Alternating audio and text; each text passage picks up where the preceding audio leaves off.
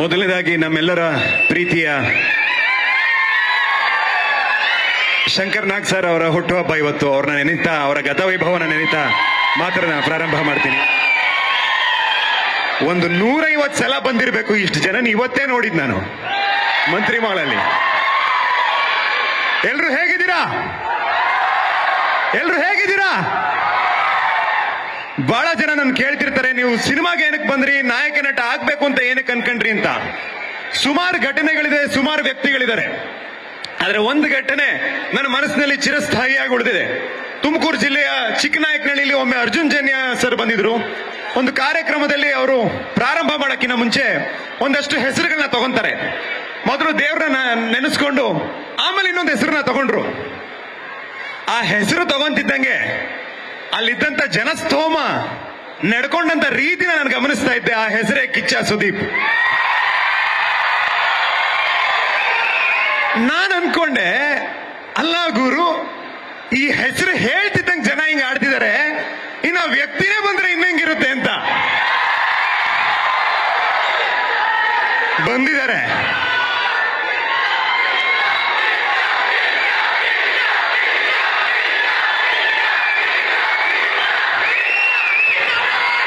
ಆ ವ್ಯಕ್ತಿನೇ ಬಂದ್ರೆ ಹೇಗಿರುತ್ತೆ ಅಂತ ಅನ್ಕೊಂತಾ ಇದೆ. ಅದು ನನ್ನ ಸಿನಿಮಾ ಟ್ರೈಲರ್ ರಿಲೀಸ್ಗೆ ಬಂದಿದ್ದಾರೆ ಅಂದ್ರೆ ನನಗೆ ತುಂಬಾ ಖುಷಿ ಆಗ್ತಾ ಇದೆ.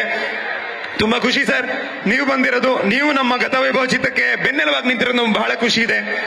ಒಂದು ಅವ್ರನ್ನ ಭೇಟಿ ಆದಾಗ, ನಾನು ಮೊದಲನೇ ಬಾರಿ ಭೇಟಿಯಾಗಿದ್ದು ಇತ್ತೀಚೆಗೆ ಈ ಕಾರ್ಯಕ್ರಮ ಕರೆಯಕ್ಕೆ. ಹೇಗ್ ಬರಿಗೈಯಲ್ಲಿ ಹೋಗೋದು ಅಂತ ಒಂದು ಉಡುಗೊರೆನ ತಗೊಂಡು ಹೋಗಿದ್ವಿ. ನೋಡ್ಬಿಟ್ಟು very nice of you, but ಒಳ್ಳೆ ಕೆಲಸ ಮಾಡ್ತಿದ್ದೀರಾ, ನಿಮಗೆ ಸಪೋರ್ಟ್ ಮಾಡ್ಬೇಕು ಅಂತ ನಾನು ಇದೀನಿ. ನೀವು ಬರಿಗೈಯಲ್ಲಿ ಬಂದ್ರೆ ನನಗೆ ಇನ್ನೂ ಸಂತೋಷ ಆಗುತ್ತೆ. ಇದನ್ನೆಲ್ಲ ಆಗಾಗ ಬರ್ತಾ ಇರಿ, ಹಾಗೆ ಬನ್ನಿ, ಇದೆಲ್ಲ ತಗೊಂಬರ್ಬೇಡಿ ಅಂತಂದ್ರು. ಅದವ್ರ ದೊಡ್ಡತನ.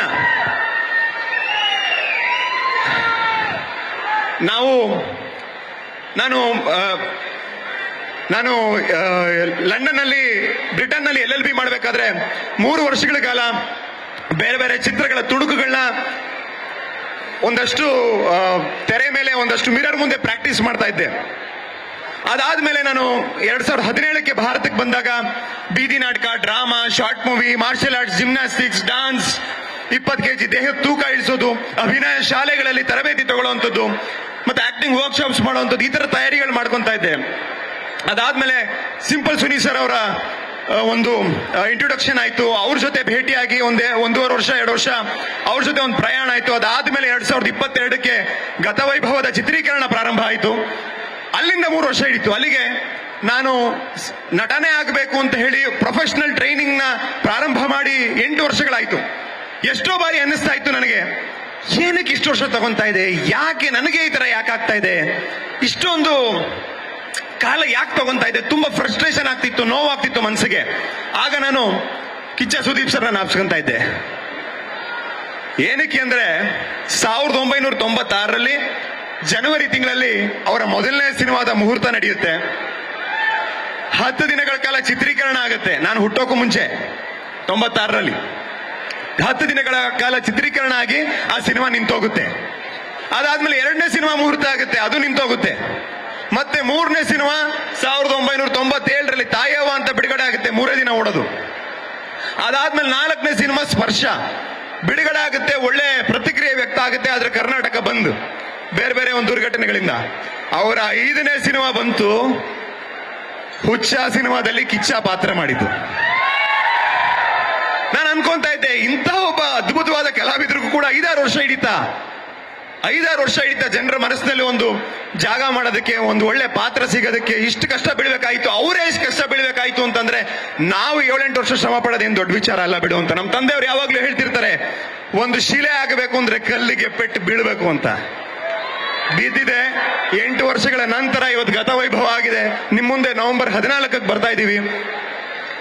ಆಶಿಕಾ ರಂಗನಾಥ್ ಅವರು 20 ಚಿತ್ರಗಳಲ್ಲಿ ನಟಿಸಿರುವಂತ ಸುದೀಪ್ ಸರ್ ಜೊತೆ ನಟನೆ ಮಾಡಿದ್ದಾರೆ, ಚಿರಂಜೀವಿ ಸರ್ ಜೊತೆ ನಟನೆ ಮಾಡಿದ್ದಾರೆ, ಗಣೇಶ್ ಸರ್ ಜೊತೆ, ಹೀಗೆ ನಾಗಾರ್ಜುನ್ ಸರ್ ಜೊತೆ, ಹೀಗೆ ಹಲವಾರು ದೊಡ್ಡ ದೊಡ್ಡ ಕಲಾವಿದರ ಜೊತೆ, ದೊಡ್ಡ ದೊಡ್ಡ ನಿರ್ದೇಶಕರ ಜೊತೆ ಕೆಲಸ ಮಾಡಿರುವಂತ ನಟಿ. ನನ್ನ ಮೊದಲನೇ ಚಿತ್ರದಲ್ಲಿ ಅವ್ರ ಜೊತೆ ನಟನೆ ಮಾಡುವಂತ ಅವಕಾಶ ಸಿಕ್ಕಿದ್ದು ನನ್ನ ಅದೃಷ್ಟ ಅಂತ ನಾನು ಅನ್ಕೊಂಡಿದ್ದೀನಿ. ಅವರು ಒಂದು ಕುಟುಂಬದ ಸದಸ್ಯರಾಗಿ ಹೋಗ್ಬಿಟ್ಟಿದ್ದಾರೆ ನಮಗೆ. ಅದೇ ರೀತಿ ನನ್ನ ಜೊತೆ ನಿಂತಂತ ನಮ್ಮ ದೀಪಕ್ ತಿಮ್ಮಪ್ಪ ಅವರು, ನಮ್ಮ ನಿರ್ಮಾಪಕರು, ನನ್ನ ಸ್ನೇಹಿತರು, ಅವರು ನನಗೆ ಬೆನ್ನೆಲುಬಾಗಿ ನಿಂತ್ಕೊಂಡ್ರು. ನಮ್ಮ ನಿರ್ದೇಶಕ ಗುರುಗಳಾದಂತ ಸಿಂಪಲ್ ಸುನಿ ಅವರು ಸಿಂಪಲ್ ಆಗಿ ಒಂದು love story, operation Alamelamma, Bazaar, ಬಹುಪರಾಕ್, ಅವತಾರ ಪುರುಷ, ಸಖತ್, ಚಮಕ್, ಹೀಗೆ 10 ಯಶಸ್ವಿ ಕನ್ನಡ ಚಿತ್ರಗಳನ್ನ ಕೊಟ್ಟಿರ್ತಕ್ಕಂಥ ನಿರ್ದೇಶಕರು. ಅವರ ಕನಸಿನ ಕೂಸು ಗತವೈಭವ ಇದೇ ಚಿಲ್ಡ್ರನ್ಸ್ ಡೇ ನಿಮ್ ಮುಂದೆ ಬರ್ತಾ ಇದೆ. ವಿಕ್ರಾಂತ್ ರೋಣ ಸಂದರ್ಭದಲ್ಲಿ ಕಿಚ್ಚ ಸುದೀಪ್ ಸರ್ ಒಂದು ಮಾತು ಹೇಳಿದ್ರು, ಈ ಸಿನಿಮಾಗೆ ನಾನು ಹೇಗೆ ಹೀರೋನೋ ಅದೇ ರೀತಿ ನಮ್ಮ ಛಾಯಾಗ್ರಾಹಕರಾದಂತ ವಿಲಿಯಂ ಡೇವಿಡ್ ಕೂಡ ಹೀರೋ ಅಂತ ಹೇಳಿದ್ರು. ನಮ್ಮ ಸಿನಿಮಾಗೂ ಅವರೇ ಹೀರೋ. ಗತವೈಭವದಲ್ಲೂ ಕೂಡ ಅದ್ಭುತವಾದ ಕೆಲಸನ ಮಾಡಿದ್ದಾರೆ. ಅದೇ ರೀತಿ ನಮ್ಮ music director Judah Sandy sir, ನಮ್ಮ VFX ನ ನಿರ್ಮಲ್ ಕುಮಾರ್ ಅವರು, ನಮ್ಮ ಕಾಸ್ಟ್ಯೂಮ್ ವರ್ಷಿಣಿ ಅವರು, ನಮ್ಮ ಪ್ರೊಡಕ್ಷನ್ ದೇವಣ್ಣ ಇರ್ಬೋದು, ಹೀಗೆ ನಮ್ಮ ಆಶಿಕ್ ಕುಸ್ಗೊಳ್ಳಿ ಎಡಿಟರ್ ಇರ್ಬೋದು, ನನ್ನ ಎಂಟೈರ್ ನಮ್ಮ ಟೆಕ್ನಿಕಲ್ ಟೀಮ್, ತಂತ್ರಜ್ಞರ ತಂಡಕ್ಕೆ ನಾನು ಈ ಸಂದರ್ಭದಲ್ಲಿ ಧನ್ಯವಾದಗಳನ್ನ ಹೇಳ್ತೀನಿ. ಯಾಕಂದ್ರೆ ಈ ಕಾರ್ಯಕ್ರಮದ ಮುಖಾಂತರ ಅವರೆಲ್ಲರೂ ಶ್ರಮಕ್ಕೆ ನಾವು ಧನ್ಯವಾದ ಹೇಳುವಂತ ಒಂದು ಅವಕಾಶ ಸಿಕ್ಕಿದೆ. ಒಂದು ನನಗೆ ನೆನಪಿರುವಂತದ್ದು, ಪ್ಯಾನ್ ಇಂಡಿಯಾ ಅನ್ನೋ ಪದ ನಿಮ್ಮ ಕಿವಿಗಳಿಗೆ ಯಾವಾಗ ಬಿದ್ದಿದ್ದು? ಯಾವ ವರ್ಷದಲ್ಲಿ ಪ್ಯಾನ್ ಇಂಡಿಯಾ ಅನ್ನೋ ಪದ ಯಾವ ವರ್ಷದಲ್ಲಿ ಬಿದ್ದಿದ್ದು ನಿಮ್ ಕಿವಿಗೆ? ನಿಮ್ ಕಿವಿಗಳಿಗೆ ಪ್ಯಾನ್ ಇಂಡಿಯಾ ಅನ್ನೋ ಪದ ಬೀಳಕ್ಕಿನ ಮುಂಚೆ ಪ್ಯಾನ್ ಇಂಡಿಯಾ ಸ್ಟಾರ್ ಅವರು. ಆ ಪದನೇ ಗೊತ್ತಿರಲಿಲ್ಲ ನಮ್ ಜನಕ್ಕೆ, ಅವಾಗ್ಲೇ ಪ್ಯಾನ್ ಇಂಡಿಯಾ ಸ್ಟಾರ್ ಅವರು. ಅವರು ಬಹಳ ಒಬ್ಬ ಒಳ್ಳೆ ತಂತ್ರಜ್ಞರು ಕೂಡ, ಟೆಕ್ನಿಕಲಿ ತುಂಬಾ ಸೌಂಡ್ ವ್ಯಕ್ತಿ. ಅವರು ಸಿನಿಮಾದ ಗ್ಲಿನ್ಸಸ್ಗಳು, ರಶಸ್ಗಳನ್ನ ನೋಡಿ ತುಂಬಾ ಚೆನ್ನಾಗಿ ಬಂದಿದೆ, you are looking good man, you done a good job, you done a good job, looking good man ಅಂತ ಹೇಳಿ ತುಂಬಾ ಪ್ರಶಂಸೆ ವ್ಯಕ್ತಪಡಿಸಿದ್ರು. ಸಿನಿಮಾ ಸ್ಕೇಲ್ ಬಗ್ಗೆ, ಬಜೆಟ್ ಬಗ್ಗೆ ಒಳ್ಳೊಳ್ಳೆ ಮಾತುಗಳನ್ನ ಆಡಿದ್ರು.